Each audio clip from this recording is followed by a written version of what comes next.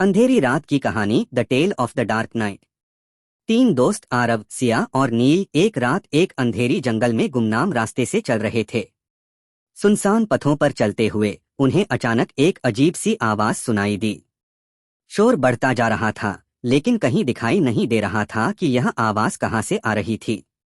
धीरे धीरे तीनों की चलने की गति तेज हो गई और उन्हें लगने लगा कि कोई अनजान शैतानी ताकत उनकी ओर आ रही है। बूंदें गिरने लगीं और वातावरण बहुत ही भयानक हो गया। सिया ने बोला, यह सब कुछ किसका है? यहाँ कुछ गलत हो रहा है। नील ने उत्तर दिया, हमें यहाँ से जल्दी बाहर निकलना चाहिए।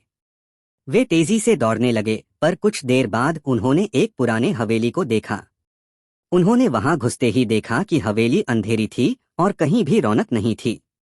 रात की घंटी बज रही थी और एक विशाल पुरानी तस्वीर ने उनका ध्यान खींचा।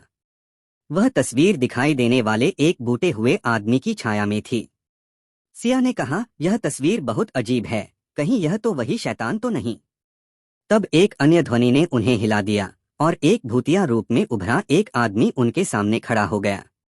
नील ने चिल्लाया, भूत, भागो! यह भूत बोला, रुको। मैं एक समय का राजा था, लेकिन मेरी दुर्घटना के बाद मेरी आत्मा इस हवेली में बसी हुई है।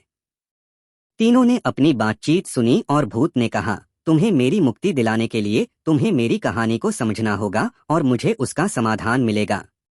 उन्होंने अपनी दुर्भाग्यपूर्ण कहानी सुनाई और बताया कि कैसे उनकी मौत एक अंधकारी रात में हुई थी और उनकी आत्मा तब से इस हवेली में फंसी हुई थी। तीनों दोस्तों ने मिलकर उस भूत की मुक्ति के लिए कई कठिनाइयों का सामना किया और उसके साथ उसकी मुक्ति की। जैसे ही वह आत्मा शांति पा गई, हवेली का माहौल बिल्कुल बदल गया और वहां से एक अच्छी ब्रीज की महक आने लगी। तीनों दोस्तों ने धन्यवाद दिया और वहां से बाहर निकले, लेकिन उनका अनुभव उनके साथ हमेशा रहा। उन्होंने सीखा कि अनजाने में आत्मा को शांति दिलाना एक बड़ी और मानवीय कार्य है। वे उस रात को कभी नहीं भूल सकते थे, जब वे तीनों ने एक अजीब सी रात में भूतों के साथ मुक्ति का सफर किया।